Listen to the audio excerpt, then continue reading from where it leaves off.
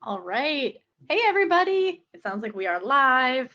I am so excited to get to spend time with you today as you filter in. If we haven't met before, my name is Emily Maybe. My pronouns are she, her. Today, I am wearing rainbow glasses, a black shirt. I have long brown hair, and I am here with you to talk about Zapier agents, specifically from the perspective of somebody who works in a people role, an HR role. And today we are actually going to be building together. So by the end of our time together, a very short period of time, you're actually going to be able to have deployed an AI agent using Zapier.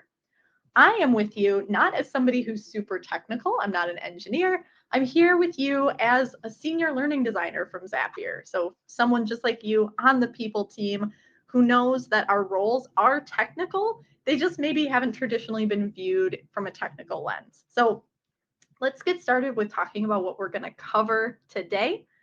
Our agenda for the day is starting with talking about what agents are, where they fit into this AI and automation continuum. Then I'm going to share with you a use case example, a story of success from HR and people automation, give you a quick overview of the tool we're actually going to use, and then we're just going to build. And at the end, there will be some time to answer questions. So if you find yourself wondering about something in the midst of our build, go ahead and log it in the Q&A portion of the screen that you're on with me. And for starters, I want to make sure we tackle what agents actually are, because today we're going to be building one. On your screen, there's this spectrum. On the left-hand side, which if you can see the colors is the more orange side, we see something called determinism. And on our long spectrum, determinism means something that happens the same way, the way that you've determined, every single time. So it's going to be predictable. It's going to execute identically every time. If you're a Zapier user or you've used automation before, determinism is something that looks like when a new email comes in, then I get a Slack notification. There's no question that A will cause B and it will look the same every single time.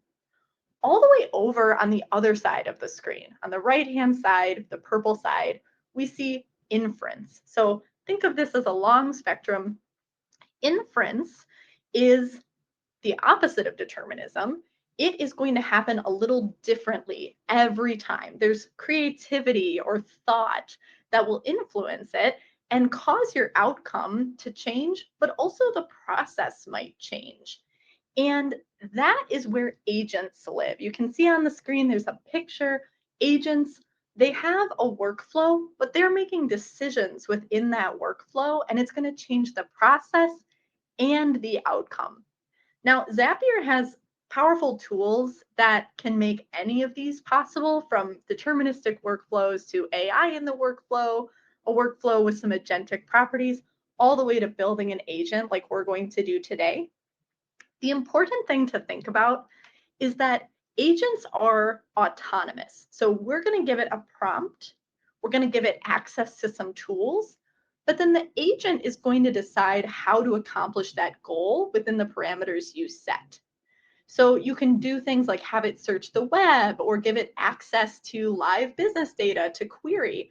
And because agents are not deterministic, that means they'll run a little differently every time. And that's great for work that involves some kind of thinking or analysis, like writing reports or generating content or researching your competitors. Those are the features and functionality that we're going to lean into together today. So what is an agent? Simply put, it's a software that perceives its environment, it makes decisions, and it takes actions to achieve goals without the need for humans to hold its hand all along the way. And Zapier agents, Zapier being the company I work for and Zapier agents being the tool that we'll use, that's an example of an AI agent builder. In my opinion, it's like the easiest one to use on the market. That's my bias. With Zapier, you can create as many agents as you want using plain natural language. And you're going to give it one role. So think of your agent you're going to build today as like one colleague doing one job. You'll give it access to your apps and your data, and then you'll give it some instructions to do work for you. Now, I'm going to pause for just a second. If you haven't signed up for a free trial with Zapier yet, that's the tool we're going to use today. So go ahead and do that. I think our fantastic Leah is able to drop the link for Zapier agents if she hasn't already. But we're going to make sure everyone's building in that same environment today. So if you haven't had a chance yet, go ahead and sign up. Now, I mentioned that agents, after you give it a role, it's going to access your apps in order to do actual work. With Zapier, some of the magic here is that agents have access to more than 8,000 apps that you use at work. So in a minute here, we're going to set up our agent to connect with tools. And when you do this for your own work needs, you could have it have access to tools like Slack, Bamboo, Teams, Gmail, Notion, Coda, Workday, Asana.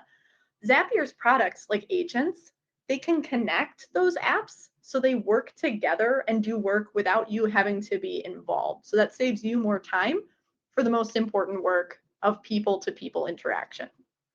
Now, I've given you a whole bunch of information, but let's take a look at how connecting AI agents to our apps can solve real problems in HR and people spaces. So I'm going to show you a real agent that I have now. There's a lot on this screenshot, but this is an example of a Zapier agent HR use case. So what this agent does is it creates a custom new hire welcome gift box for each new hire. You can see there's no code on your screen, right? This agent is using natural human language that I wrote and a few tools. In this case, you can see up towards the top, Gmail is connected. And with just that amount of information, it's acting as an autonomous teammate. Now, how did I build it? The first thing I did, and this is the same picture, just zooming you into a specific area. First thing I did is I asked myself, what should trigger the agent? So that looks like filling in the blank in a sentence. When blank happens, then blank. Your first blank, the when blank happens, is your trigger.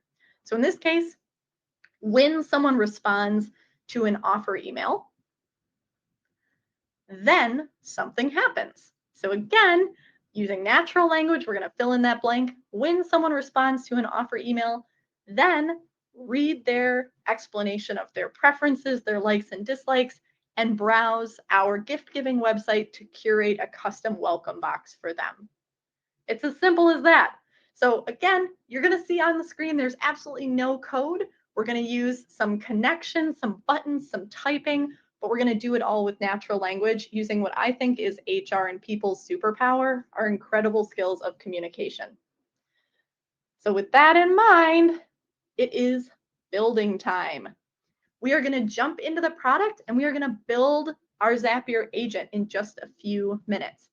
If you're someone who's working with 2 monitors, I'm going to encourage you now. This is a good time to set up one monitor with the window of me, so you can see me, our video stream, and then on your other monitor, that free Zapier trial account with agents or your Zapier account if you've already got one.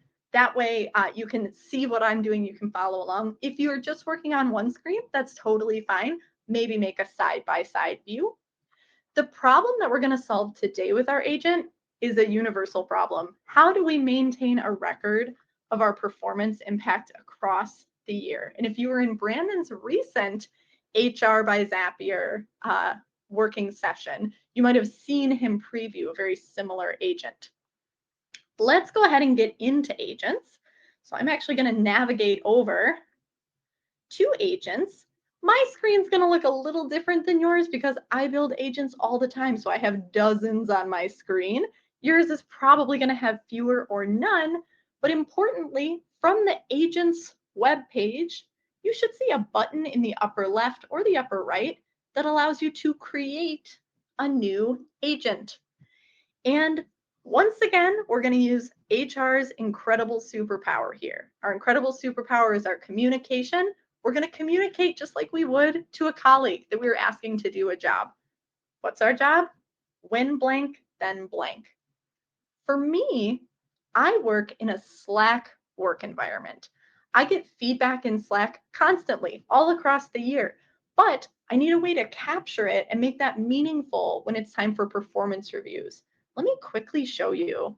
Here's a Slack channel where people are giving me feedback, and I want to make sure I don't lose this. This is so valuable for me to reflect on at performance review time. So when I talk to my agent, the workflow I'm going to describe is when I react to a Slack message with a specific reaction, then I want you to capture the feedback I've gotten on my performance, and I want you to store it in a Google Doc. That way, when my performance review time comes up, I can simply reference that Google Doc with my manager to have a scope on the whole year's progress as far as feedback I've gotten. I'm going to go ahead and with just this one sentence, I'm going to click Create My Agent. You can see a new screen here, and it's got some different information than we saw before. It's got a co-pilot here on the left. It's got instructions here on the right. And it's got a title. This time it named itself Slack Feedback Collector. Now, if you're someone who's not working in Slack, you're working in a different tool for communication at work, you might have chosen a different tool, or you might be building along with me and using Slack, but just know that we're using Slack. In your mind, you could substitute another tool that you might use. Perhaps you get most of your feedback in email. It would be okay to swap these out. Now, when we're setting up our agent, you can see it's doing a ton of work for us behind the scenes. This is one of the magical pieces of working with Zapier's tools. They have AI cooked right into them. So for now, the agent is walking me through exactly what it's setting itself up to do. It's saying, hey, first thing I did was I built out your instructions. Now I'm setting up your workflow trigger, and I think it's Slack new reaction added. Now, you heard me, when I react to something in Slack, then I want you to catalog this feedback. So I agree, that is the trigger I want. And then it's setting up a few new pieces for us. But I'm going to ask you to focus for just a minute on this trigger right here. So when we build an agent, our trigger is what's going to start all of the behaviors to happen. Nothing is going to happen without us interacting in some way, whether that's triggering it by reacting to something, whether it's getting a new email, whatever our trigger is, starts the whole workflow. I'm going to set up that trigger to make sure it's meeting my needs. And in this case, I want to make sure of a few things. First, I'm going to authorize my Slack account so that it has access to my work environment. If you haven't used Slack and Zapier yet, you might have to set that up yourself right now. But if you have used Zapier and Slack, you'll see your Slack account in the drop-down menus here, and you can just find your account and connect it. So when I skim through these, I can see other coworkers here. I want to make sure to choose Emily maybe at Zapier. And then I'm going to get a blue text field here that says show all options. It's actually a selector. When I click on that, there are a few more pieces of information that my agent could ask for. So first, my Slack account. Then, oops, sorry, I shouldn't have clicked around and gotten fancy. Then I need to choose which emoji reaction is going to trigger this agent. Let's head back to Slack for just a minute so I can show you what I mean. Here's a piece of feedback that Cecilia left for me, and I want to make sure that next year when I'm in my performance review, I can reference it. I'm going to pick one of the emojis in my Slack environment, and this is going to be the trigger for this agent to start running. In this case, I'm going to choose, we have an emoji for feedback. That's going to be the emoji that triggers my agent. So I'll go back into my agent, and I have to find that particular emoji. There it is. you're going to look at your Slack environment and your emoji selections and pick one that you'll remember to always use to trigger this agent. So ours might not look exactly the same here. And then here's your first tip or trick of our session. There are pieces of information that you don't need to give your agent because it'll look at all the data coming from Slack and it will make choices for itself. One piece that I do recommend that you update is make sure to choose your own self as the person who triggers this workflow. Sometimes when you build an agent, if you use this particular trigger, the new Slack reaction added, there are times where you might want anybody to be able to trigger it. I'll give you an example. Hey, everybody, I'm having this great HR professional development event. Anyone who reacts to this Slack message will get an invitation. In that case, anyone who reacts to the Slack message, I would want to be able to trigger the workflow. But in this case, I want to make sure I'm only storing feedback that I want to capture. Feedback for me. So if anyone else uses this emoji in our workforce, I don't want it to trigger. So I'm going to go ahead and choose myself and my member ID. And I happen to know that I need to let a lot of people load for a second. You can see 3,000 accounts before I see myself. If you have a really, really big Slack organization, you might need just a minute to let your member ID load. But you're going to go ahead, put yourself in as the member ID to select. And then we don't need to fill in any of the other fields. So in summary, 3 fields. Number 1, your Slack account authorization. Number 2, oh, I didn't know I could do that. Number 2, the feedback, or I'm sorry, the reaction that's going to help trigger your workflow here. And number 3, yourself as the member ID. And importantly, we're going to hit save.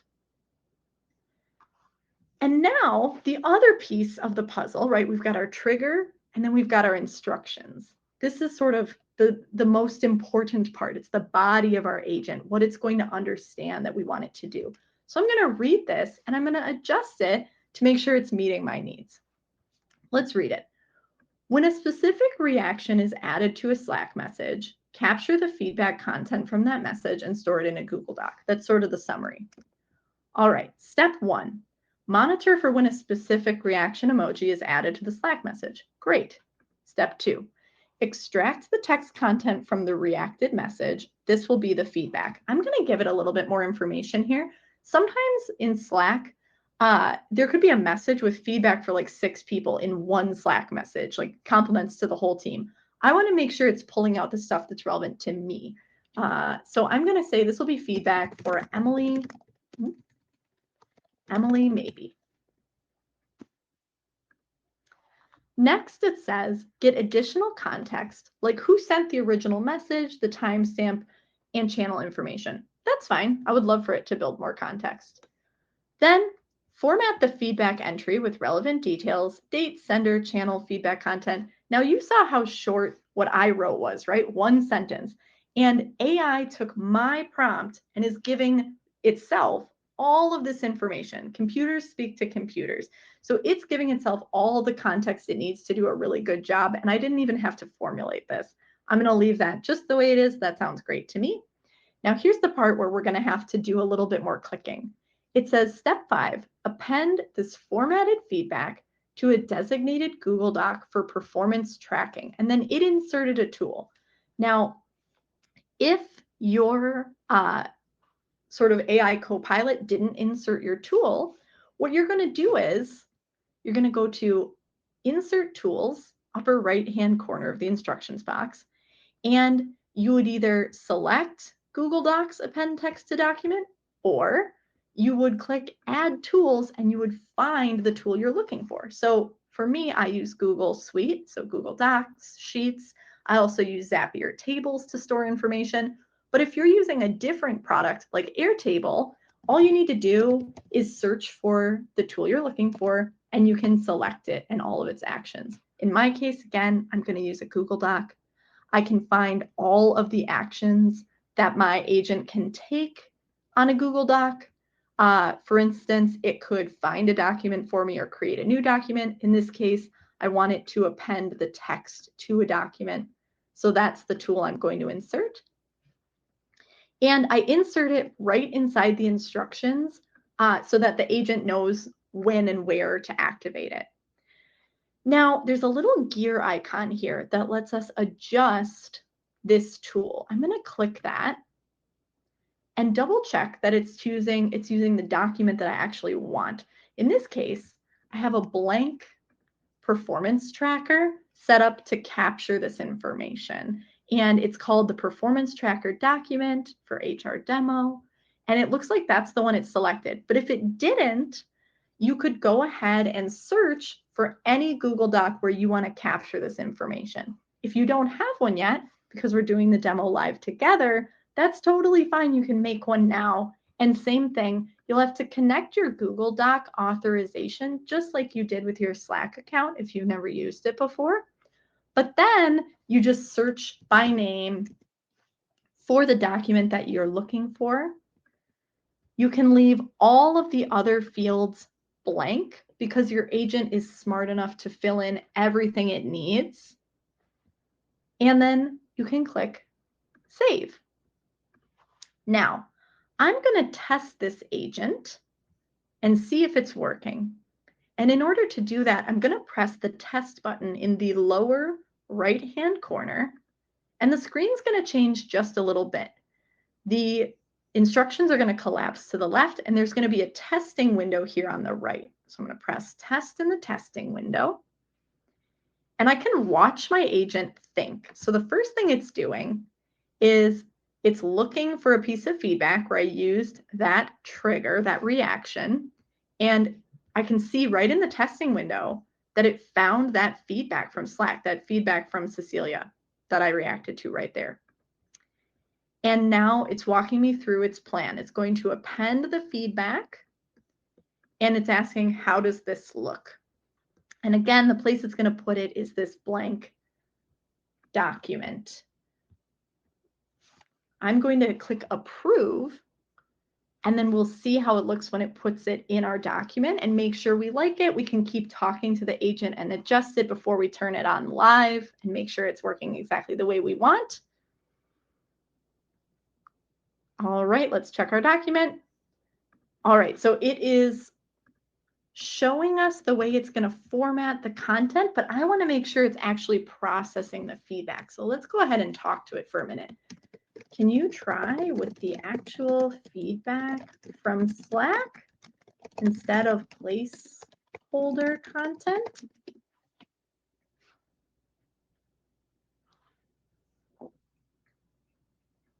The nice thing about agents is troubleshooting doesn't look like looking at lines of code. It looks just like talking to someone in Slack. Now, I am going to do a little bit of adjustment here while I have you all live. There's something that I've prepared in advance, which is if you, like me, work at a company where our performance is tracked against specific metrics, like a set of competencies, or in our case, we call them impact behaviors, you probably have them documented somewhere. And you can make this even richer by giving your agent context that's relevant to the company. So in this case, I have this document with all of the impact behaviors that I'm measured against, my performance at Zapier. And I want to give this to the agent and ask it to use it when it translates my performance into my tracker. So I want it to read Slack messages, compare it to those impact behaviors. And then when I get to my performance review, it'll be able to look back at all of that information, and I'll have it categorized by like, how did I show up against my company's competencies? So I'm going to go ahead and add one more thing into my agent here. When I have it monitor for specific reactions and then extract the text content, I want to actually give it, instead of having it look at the original message, timestamp, and channel information, I'm going to say, compare the feedback in the Slack message text against our company's impact behaviors to help you summarize how my performance is showing up as impact. And then just like we did before, I'm going to insert a tool again. This time, again, right there at step 3, when I insert my tool, I'm going to use Google Docs again because that's where my impact behaviors are. And I'm going to use data integration, which just means I'm going to integrate the impact behaviors right into the agent. It's going to act sort of like its brain, like its knowledge source. And I'm going to find my Google account. So let's go ahead and use that. And the document I want to find is impact behaviors for this workshop, a nice cleaned up version for all of us. I'm going to add that data source. And you'll see a little yellow button that says it's syncing, which means it's like kind of uploading all the information to its brain. If I ever go change the impact behaviors, I know at our company we revise them. The sync will continue to happen. It will keep syncing. So this can be dynamic data. It can be data that changes. And I don't need to go like re-upload this document. The agent will still have access to it. All right, and then I'm going to ask it to, I'm actually going to simplify this even more. I'm going to tell it to read the text, feedback, compare the feedback in the message, compare the feedback, format the feedback with relevant information and relevant details, and then connection to impact behaviors. And again, no code. I'm just writing like a person and then append it to the Google Doc for performance tracking. Now let's test again. I'm going to click the purple retest button. It will start the whole process over again using my Slack information that I reacted to. You can see it's loading the content from that Google Doc I gave it access to. And we can hear it like thinking aloud. It talks to us as it works when we're doing the testing mode. Once we actually turn this on, we won't see this again unless we come back and visit it. It'll just work in the background anytime I'm using Slack. All right, so now it's analyzing against the impact behaviors or your competencies, depending on what you connected. It's giving me a preview. It looks like I need to do a little troubleshooting because it's still giving me placeholder data. All right, and it is ingesting the information correctly from the impact behaviors. Here's what I'm going to do. I'm going to give it one more chance to make this even simpler. I'm going to say, read the feedback, compare the feedback, and then I'm going to ask it, add it to my tracker document. Let's try making this even simpler. Thanks for bearing with me. It's always dicey to do it live. All right, we're testing it one more time. Let's see how we do.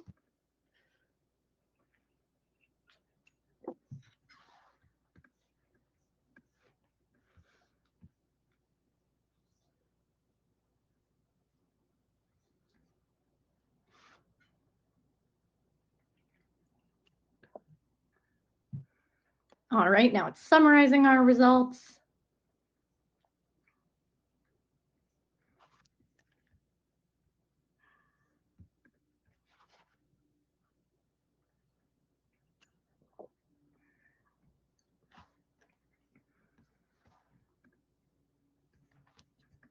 Okay. Oh.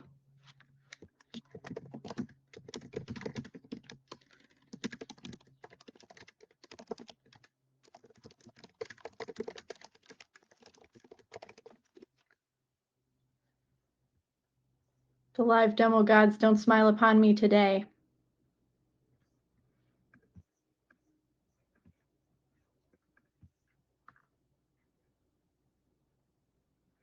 All right, we're going to try this one more time. We're going to do something a little zany. Stick with me, everybody. We are going to try just turning it on. I'm going to turn my agent on, and I'm going to see if giving it real data to react to helps kind of nudge it along. this is a safe use case for that. So I'm going to go ahead and use my React.G.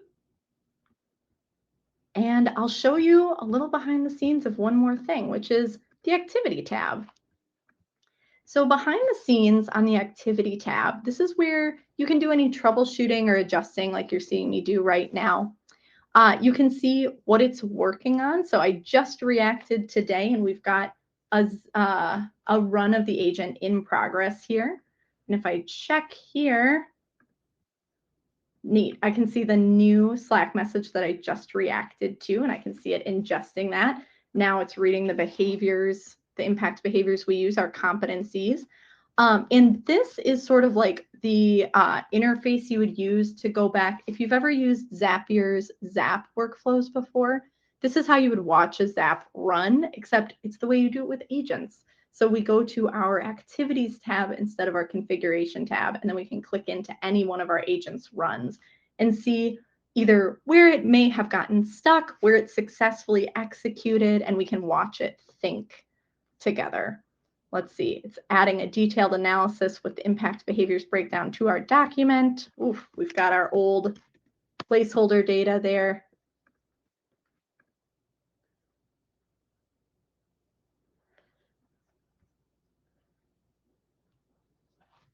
While that's, all right, fantastic. While that's running, I will say, classic live demo fashion. We had a little bit of a hard time together, but it is super simple to build your agent. It's just as simple to tweak it. So I could go ahead and have a conversation with it here and say, it looks like you're sharing placeholder data in the doc, but you gave me an excellent analysis here. Can you help me improve my agent prompt? So if I scroll up, you can see it actually read the feedback and then gave me information about how I matched against the impact behaviors. But in our tracker, it put placeholder data. So I can actually talk it through troubleshooting, just like I would talk to a person, and say, hey, you're still putting placeholder data in as a variable. I'm not really sure why. Can you help me improve it? And in this case, the agent was like, yeah, I totally did that. I see the issue. I'm using placeholder variables instead of the actual data. Let me go ahead and improve the agent. So now it's extracting the data we want. It says it's running it again. Let's go ahead and give it one more chance. Okay, can you run it one more time?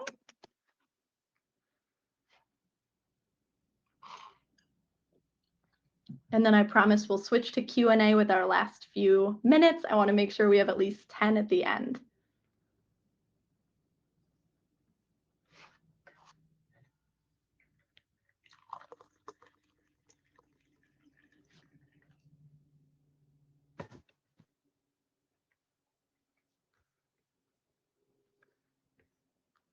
All right, let's see. Moment of truth. It betrayed us. All right. I'm going to go ahead, switch back to configuration. I'm going to check on one thing in front of all of you, my wonderful participants here. And I am going to actually stop screen sharing. Here's what I'll do. I'll stop screen sharing. We'll see if we can come back to this in our last minute. Here, share. There we go. Leah, can I invite you up for any Q&A? And then we'll see if we can revisit our tricky little agent here in a minute. Hey. All right, first, a round of clap emojis for building live. I think this is always fun. You got a ton of love in the chat. So yeah, let's jump into some of the questions. I think, let's see. So one is from Mackenzie. We have this here. How does your team share ideas for agent use cases? Ooh, that's such a good question. Right now, we have a few like base questions that we ask ourselves at Zapier that help open us up to like automating. And sometimes automation looks like an agent, sometimes it doesn't. But some of those questions are like, is the process tedious? Is the process repetitive? Because if you think about it, we're taking a few minutes to invest in building an agent or a workflow. So we want to make sure it's either something that's so big and tedious, it's worth that investment once, or it's something we do enough times in small chunks that when you kind of balance it out, like 5 minutes to build my agent, 30 seconds every single day for a year, that's worth it to me to build the agent. So we will often talk to each other about like what feels tedious, what is repetitive, or just plain annoying. Like if it's something in your job that doesn't have to be a human task and it annoys you, please build an agent. And also, oh my gosh, everybody, as soon as I stopped screen sharing, it worked. So I'm going to show you really quick. Let's pull it up. I'm taking over. All I had to do, friends, was refresh. So sorry. But here we go. It ran perfectly. It went and captured my Slack feedback. It pulled in the impact behaviors that connected to that feedback. It said like where I could grow based on my company's competencies and where I was shining. And then it even summarized key takeaways. So I do want to share that was related to this piece of feedback here that I reacted to. And if I go back to my agent, now that I've refreshed, of course, live demos, you can see complete here. You can see it working. And if I click in, I can even like go back and read how it did that entire task. And if for some reason I wanted it to do it again or differently, once again, I can talk to my agent in this box here. I don't have to get any engineers involved to do any coding. It's all human language, natural language between me and a computer. All right. That's all. It's working. Back to you, Leah. All righty. So we'll grab Leah's question here. So I followed the instructions exactly, but I've got errors in testing the agents. What's the best way to troubleshoot? I think a lot of what you showed was great. I think turning it on helps always, when in doubt, turn it on and off, refresh is always going to be key. But any other tips and tricks as people are building agents? So often when I jump in a live call to troubleshoot with someone, the first thing I do is say, did you ask your agent? Anywhere where there's a text field to talk to your agent, and I know they're in a few different places if you're in like the activities tab or the configuration tab, but I absolutely recommend you talk to it. You either take a screenshot of what you're seeing and push it to the agent by putting it in that text box, or you say, here's what I'm seeing. You're not doing it right, or that there's an error coming through. What should I be doing? Because it knows its own sort of like programming really, really well, and it can help you get unstuck pretty consistently. Sometimes it will even fix itself. If you tell it what's wrong, it will say, I have adjusted the instructions, like you might have seen when I was talking to it. I love that. Yes, when in doubt, I always sometimes I'll even go to the agent and be like, "Hey, can you help me? Like, what's a good prompt? Like, how should I structure my prompts?" Because I use an app called Super Whisper because I can't type as fast as I talk, and so I will just have it record. I'm like, "Here's what I'm looking to do," and I'll just like stream of consciousness. This is what I'm trying to build, and then we'll then start from that path. So love that. All right, next one is from Jennifer. So, are there any data security considerations when linking Zapier agents to company tools and documents, especially with a free account? Absolutely. I love this question. So, when you're connecting your data to Zapier's tools, some of Zapier's tools let you choose which large language models you're using. So, for instance, today we built an agent. Another thing that a lot of you have probably seen us build with is something called an AI by Zapier step in a workflow. And when you're doing that, you can choose like, do I want to use OpenAI, or do I want to use Claude or Gemini? And if you've got an agreement as a company with them, like an enterprise agreement, you'll want to talk to your company's legal, your leaders about like where is our data safe? How do we want to connect to other softwares? So for instance, if like I worked somewhere that had an enterprise agreement with Gemini, I would want to make sure that I had my Gemini account connected to my Zapier workflows. Probably wouldn't want to use like OpenAI with no agreement. So when in doubt, ask your legal team. Every company is going to be different and have different requirements, and we'll have different tools where data is stored in different ways. So please, please, please default to checking with your company before connecting to any software. Alrighty. Let's see. We've got our next one here. If I can maybe answer it live. It's from Amy, and it's which HRIS or ATS systems does Zapier work best with? Ooh, work best with. Man, I'm not sure I can answer work best. We've got 8,000 apps that we connect to now. And I will say, some folks had asked me in a previous session, like, where can I see all those apps? And within agents or within Zaps, it looks a little different. But I'm going to say that Zapier apps, there is a list of all of our integrations that's pretty easy to browse. They've got like a human resources tab. And what you can do is before you ever connect to anything, you can actually find the tool you're looking for. So, for instance, like, man, I love Bamboo HR. I just can't get enough of it. I know we're always saying that.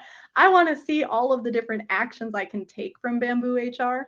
I can go to zapier.com/apps, look for the HR use cases along the left-hand side, and then I can actually click on the tool Bamboo and browse all of the suggested ways to use it. Like, oh, there's one that's like grabbing time off requests. I know that data comes through.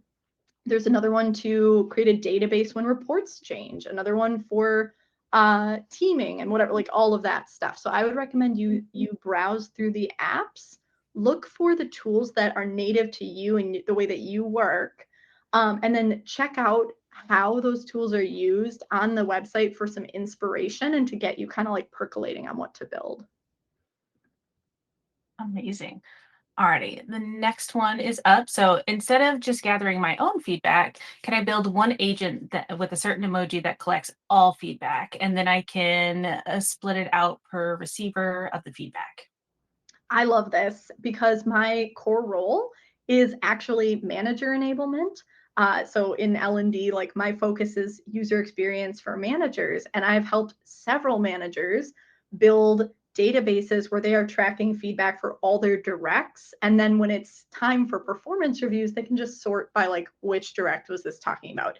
In that case, instead of using a Google Doc where you are putting all of the feedback as it comes in, I would recommend using a Zapier table, or if you're a company that uses Airtables or Google Sheets, because then you can filter. And so, like, later when it's impact review time, if you've made, or sorry, performance review time, if you've made a full table of all that feedback, each row is a different piece of feedback and it is denoted by a different employee.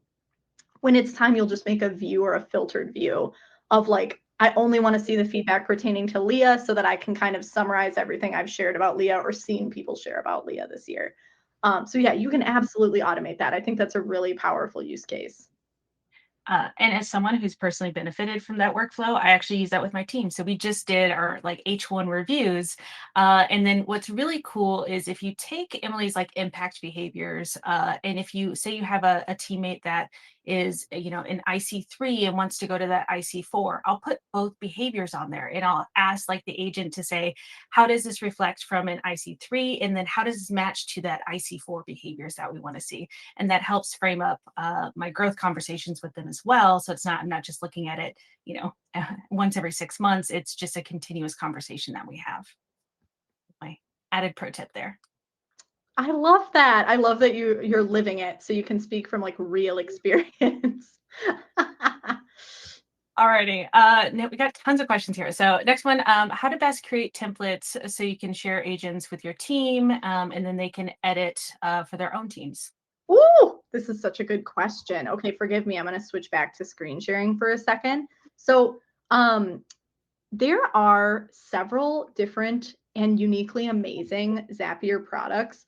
One is called chatbots. A lot of you might have interacted with that. That's where there's like one chatbot and everyone can talk to it. Agents is a little different than a chatbot, where like I have an agent and I can talk to it. But if I want to share it with Leah, if I'm like, oh, I nailed this, I think it's working so well, Leah's going to love it.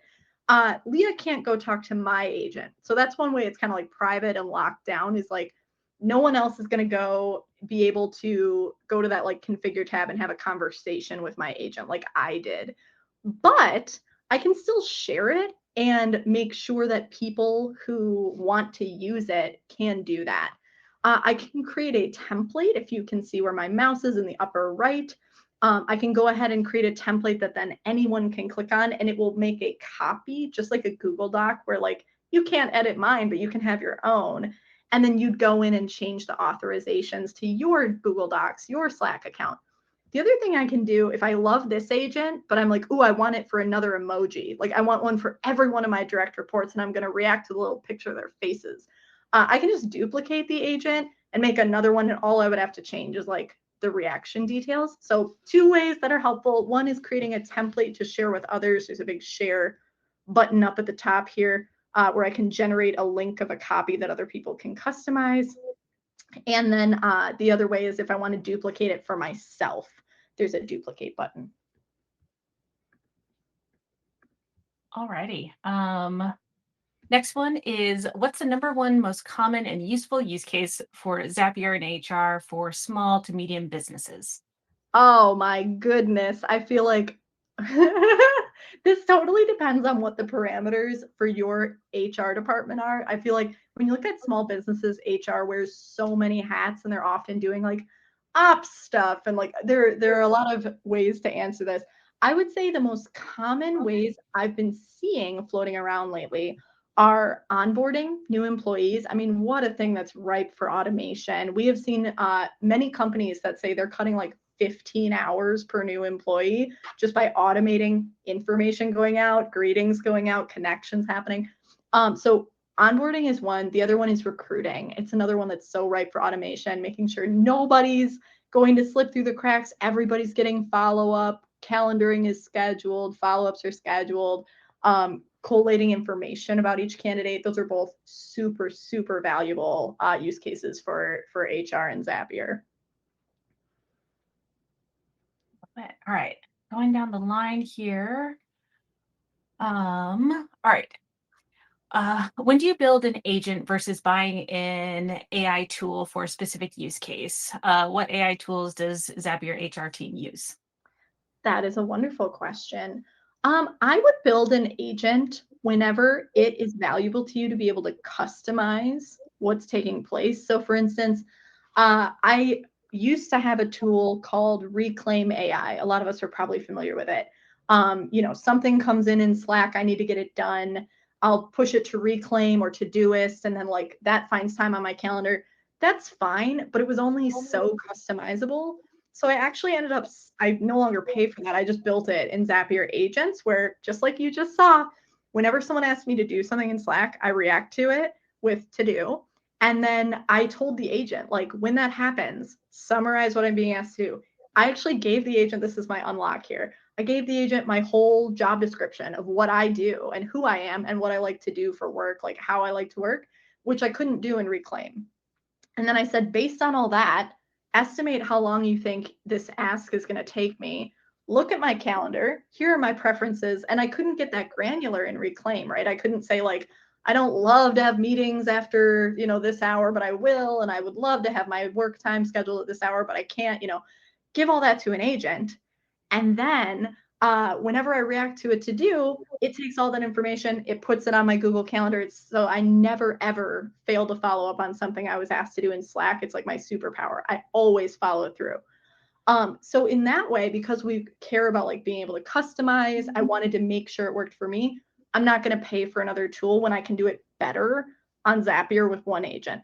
However, to your point about like someone asked about data privacy, if there is a tool where they have absolutely nailed like their data privacy, they're going to be able to do things at scale that I can't do building my own agent, I might actually consider using it. A good example is like we pay and use Bamboo. We're not replacing Bamboo HR right now with Zapier's suite of tools. There may come a day where our tools are like able to do everything we care about in Bamboo. Right now, we're perfectly happy to pay for Bamboo HR and then connect it to other tools using Zapier so that we don't have to pay for as many things. I love it. I'm needing to go back and like look at the AI tools I have now and be like, "Ooh, can I build that in Zapier agents now?" Alrighty. Here's one about the actual build. So regarding this agent, will it go through all Slack channels, or do you need to add those? I'm getting a question to provide a link to the channel name. Such a good question. Oh man, these questions are giving such great like up leveling opportunities. Okay, switching back to my agents tab for just a second. When we look at the configuration of our Slack trigger, one of the things it asked for was like, do we want to pick a specific conversation to look for? We don't. By leaving these blank, like we are saying to the agent, it doesn't matter which conversation I react to or which author wrote it, no matter what, I want you to take these actions. Now, if you're getting a field that asks you like which channel in Slack and you leave it blank, that essentially means all channels. And usually that's what we want. There are occasions, like my example of react to this message to get a calendar invite. We might want that to only be pertinent to people within our HR Slack channel. So then we might want to say only this particular Slack conversation, or only this channel. But generally speaking, for something like this, where I want to be able to use it anywhere I get feedback in any channel, I'm going to leave those blank. Now, as a follow-up, can that be in a private DM, or does it need to be in a channel? I love this question. That is a different trigger. So if you want to be like a huge nerd with me for a second, Slack treats channel messages, direct messages, so private DMs, and chatbot messages as three different kinds of data. And so you would actually have a different trigger for that.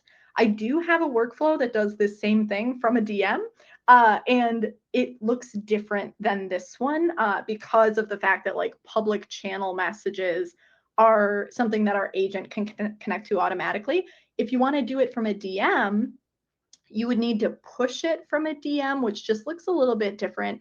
And in that case, I actually end up using a Zapier workflow and then pushing it to an agent. So once you have your agent built, you can actually have it as a step inside of Zaps, which is super helpful. That's for another day, but that's the answer to your question. Love it. I know we're getting, if you have any workshop ideas, feel free to throw them in the chat. I'll go through them later because we want to do these monthly for you. I saw onboarding was another one. Emily, you're booked. I'm just going to book all of your time. All right. We've got 7 minutes for questions, so let's run through them. Which tools do you use for performance reviews out of interest? That's something that Bamboo HR offers, but feels like something we could possibly build in an agent. Ooh, okay. Okay. What tool do you use for performance reviews out of interest? I'm just rereading. What's something that Bamboo HR offers but feels like something an agent could do quite well? Would love to hear if you, okay. Oh, that's something that Bamboo HR offers. Yeah. Okay. Great question. So this is a meaty one. Performance reviews. I am actually the person who builds our tooling for performance reviews. We use at Zapier, we use Bamboo for employee data, but we actually use small improvements as our performance sort of like home for like one-on-ones, performance reviews, ongoing feedback, gratitude, praise, that kind of stuff. And at the same time, we join those together a lot with Zapier. And the tooling that we've built that layers on top of those is, again, the need to customize. So I have built 56 different chatbots for the company to use, that each chatbot is equipped with those impact behaviors, the competencies for your particular department's roles. And when it comes time for performance reviews, you know that document that we just set up that has all the feedback across your year that you're getting in Slack? All you have to do is copy that entire document and give it to the chatbot, and it formats it into our performance review format for you, and helps you through conversation. So it's not making decisions for you, it's talking to you. It helps you narrow in on what you think are the most important things to surface to your manager. And we have the same bots for managers to help them streamline their communication about their employees, how they can grow, what they're doing really well, how they're having an impact. So in summary, we've got like the baseline tooling that where we like store this information in an ongoing way. We use Bamboo HR for employee data, small improvements for the actual performance data, but all of the customization that we've built on Zapier using Zapier agents, tables, chatbots, workflows, Canvas. Amazing. All right, here is a fun one. How do you consider equity in your PM automations and natural bias that is coming up in this cycle pre-automation? So PM here, for anybody who's not in performance related HR stuff, PM is performance management. And thinking about equity and performance management is like your starting point, right? So in this case, when we built the chatbots, I mentioned a second ago, like the chatbot's not making decisions for you. It's actually right in its instructions that it may not evaluate your performance as far as like telling you like, ooh, I don't think you're exceeding expectations. Or like, oh, that's, it does not do that. What it does do is it summarizes back to you. Think of like a coach, right? The coach doesn't tell you what you're doing well. They say things back to you to help you get clarity. So that's how we have set up our like scaffolding for performance. We as a company have very strong ethical stances on what we believe are like the boundaries of AI use in HR. So for instance, I feel really confident telling you that like AI, we're just not going to let AI make decisions. We're going to let it help us summarize, clarify, but our boundary is like people make decisions about people. AI is not making decisions about people. As a company, I would really encourage you, wherever you work, to think about a pair of things. Number one, making it so clear what your boundaries are for what AI does and doesn't do. And when I say make it clear, I don't mean just to you, I mean to your entire company. This should be something any level of employee can answer if I ask them about it. Like, what does your company believe about what AI is never going to do for the company? The other thing is thinking about how we can think of building empathy with AI and against AI. So, what do I mean by that? Where does AI make space for us to have human empathetic moments? So, like, if it's great at collating data, fantastic. Take that off my plate so I can have more one on one meetings about performance management like a human to another human. And also, where can I build in empathy into my AI products that I'm building? I'm building this agent. How can I tell it more about me so that it actually approaches things with some knowledge of where I'm coming from, with some empathy baked into it? So those are what I mean by like empathy within and empathy up against it. So that was kind of we went on a ramble there, but I think it was important to talk about.